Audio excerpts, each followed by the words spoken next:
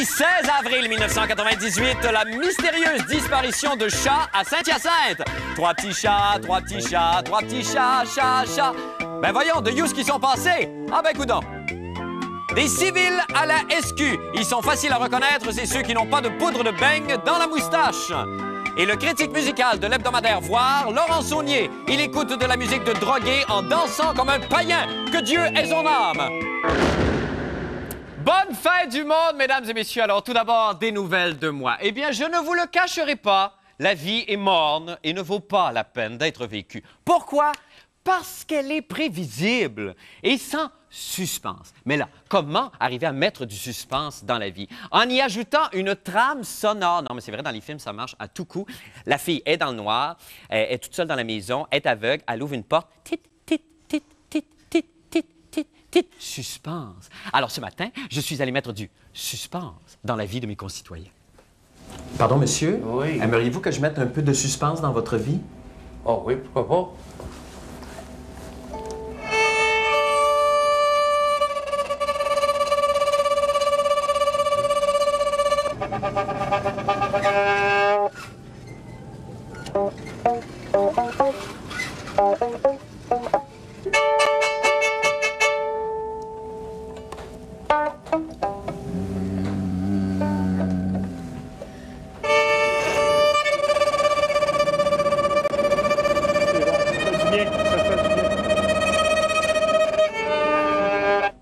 Faisez sur OK.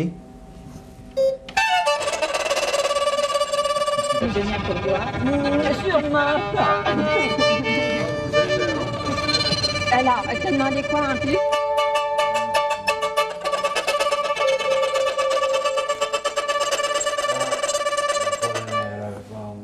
Il y a une erreur dans le montant?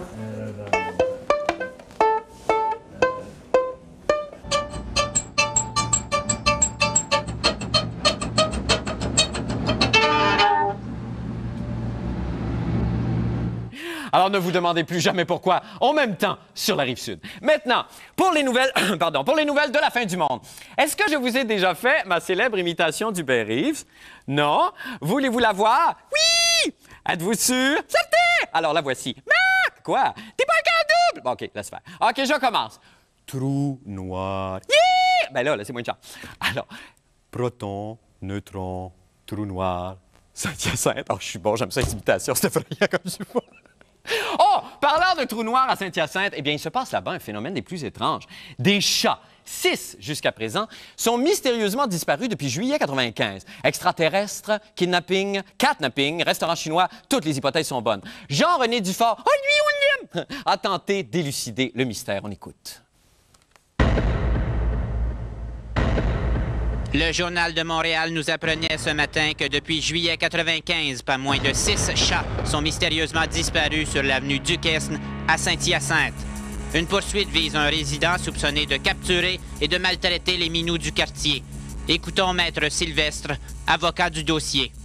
Un chat est un bien meuble au sens du Code civil du Québec. Il faut comprendre ça. Et dans ce sens, lorsque je dispose du bien d'autrui, je commets, théoriquement parlant, au sens strict, là, je ne parle pas de criminel, mais je commets effectivement une infraction au sens strict, mais c'est aussi inacceptable parce que je dispose du bien d'autrui. Le 14 décembre 1997, le chat Mirage disparaît mystérieusement. On ne le reverra jamais. Le 17 décembre suivant, c'est au tour de Picasso de lever les pattes. Puis, la veille de Noël, Ginger Mick passe dans le tordeur. Et le 4 janvier, donc, on n'a pas le temps de pleurer quasiment sur l'animal qui est probablement disparu et mort. À ce moment-là, on s'en doute, en plein hiver, qu'un autre animal disparaît. Cette fois-ci, c'est Pénélope, qui n'est pas l'animal de Terblais, mais l'animal de la famille Rivard, qui est une autre famille voisine de l'endroit de la famille Lard qui reste à proximité. On se doute que quelque chose ne va pas dans le quartier. La police de Saint-Hyacinthe retrouve la petite chatte Pénélope séquestrée dans le cabanon maudit du voisin. C'était donc eux. Le couple Lord Gauthier était identifié. L'état des lieux laissait lieu de croire qu'il y avait tellement d'excréments, qu'il y avait eu d'autres animaux capturés, de telle sorte que tout cela nous permettait de croire que l'ensemble des animaux dont on parle ont été capturés par ces gens-là. On entame alors des poursuites contre le couple Lord Gauthier. Il faut qu'ils comprennent que s'ils disposent des animaux de façon inacceptable, il va y avoir des gens de plus en plus qui ne se gêneront pas pour les poursuivre et ça va coûter cher de la livre de chat, si on peut s'exprimer ainsi. Ici Jean-René Dufort à Saint-Hyacinthe. Oh mon Dieu, grand drame à Saint-Hyacinthe. Bonsoir, Jean-René Dufort. Salut, Marc. Alors donc, on a capturé les malfaiteurs. Oui, capturés. Enfin. Les poursuites sont engagées, des poursuites de 20 000 $, mais on affirme que l'argent n'est pas important. C'est vraiment les dommages moraux qui sont en cause. Oui, est-ce que les gens peuvent s'assurer à l'avenir, par exemple, pour des cas comme celui-là, si c'est considéré comme un bien, comme un meuble, est-ce qu'on peut assurer son chat? On peut pas. Je sais pas si on peut assurer son chat, mais effectivement, c'est comme une tondeuse. Et c'est aussi inacceptable de se faire... Mais on n'a pas le droit, si le chat du voisin nous énerve, de l'étriper par nous-mêmes.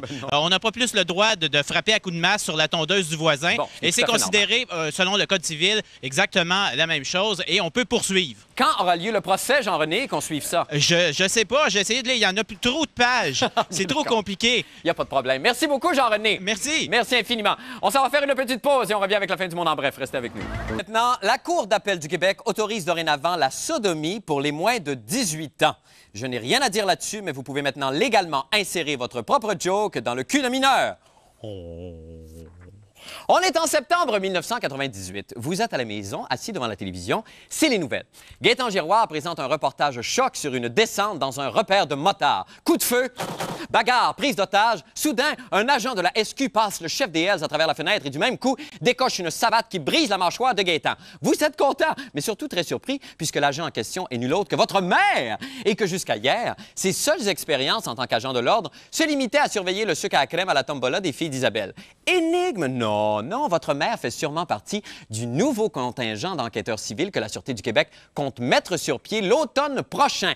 Bien, Patrick Masbourian, la brousse de ces dames. L'Aude Pol Pot tyrannisait les petites mères, mais pas l'Aude brise le cœur des petites mères. Le voici avec sa chronique des sports, Paul. C'est bon. Ben oui, c'est bon, certain. Comment allez-vous, vous? Eh bien, ça va plutôt comme le temps.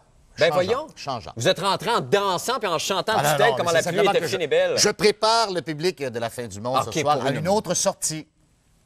OK, d'accord. Oups, pardon. Oh, non. Quelle performance disgracieuse d'une bande de 100 cœurs hier vous êtes soir dur, au vous Centre êtes dur. Molson. Je ne suis pas dur, Marc. Paul. Parce que hier, les joueurs du Canadien ont abandonné leur gardien, Jocelyn Thibault, alors qu'il avait besoin de tous ses coéquipiers pour démontrer qu'il l'avait encore. Oui. On le voit ici cédant sur un tir de pénalité, ce qui peut arriver pour un gardien. Ben oui. Regardez ses défenseurs qui l'abandonnent, bombardés tout au cours de la soirée, laissé à lui-même. La foule lui est tombée dessus. On en a fait le bouc émissaire d'une défaite disgracieuse, honteuse, qui fait que le Canadien, Marc, termine sa saison avec une fiche perdante à domicile. Ça ne s'était pas vu depuis 1939-40. La dernière fois qu'on avait vu ça, Paris était une ville occupée par les Allemands. La ligne Maginot avait été enfoncée et Camillien Hood était maire de Montréal. C'est incroyable. Ouais, quand même. ouais. On remonte loin. On remonte loin. Vous êtes fâché, vous aimez pas ça, vous? Non, parce que c'est vraiment terrible. Et ce que vous aimez encore moins, c'est que quand on fait des comparaisons avec l'année dernière, la façon dont on a invincé M. Mario Tremblay, Exactement. vous disiez ça tantôt. Je dis tout de suite qu'Alain Vigneault est un grand coach, que son équipe d'entraîneurs est excellente, avec Dave King et Clément Jaudoin. Ce n'est pas de la faute d'Alain Vigneault. D'ailleurs, Alain Vigneault lui-même était dégoûté. Il aurait fait une sortie assez violente à la fin du match, après le match. Ah oui? Il n'en demeure pas moins que, regardons certains chiffres. D'accord. Il reste 2 matchs à disputer. Le Canadien joue un match crucial contre Ottawa dans quelques minutes. Oui. Regardez la fiche par rapport à l'an dernier avec 2 matchs à jouer. L'an dernier, le Canadien avait 76 points d'amassés, 84 avec 2 matchs à disputer. Le Canadien s'était fait ravir le 7e rang par Ottawa au tout dernier match. Là où est la différence, le Canadien avait marqué 14 buts de plus à l'époque où Mario Tremblay était coach. Oui. D'accord, il en avait alloué beaucoup moins que l'an dernier. Oui. Il en demeure pas moins qu'il y a seulement 6 points de différence. Tout ce brassage de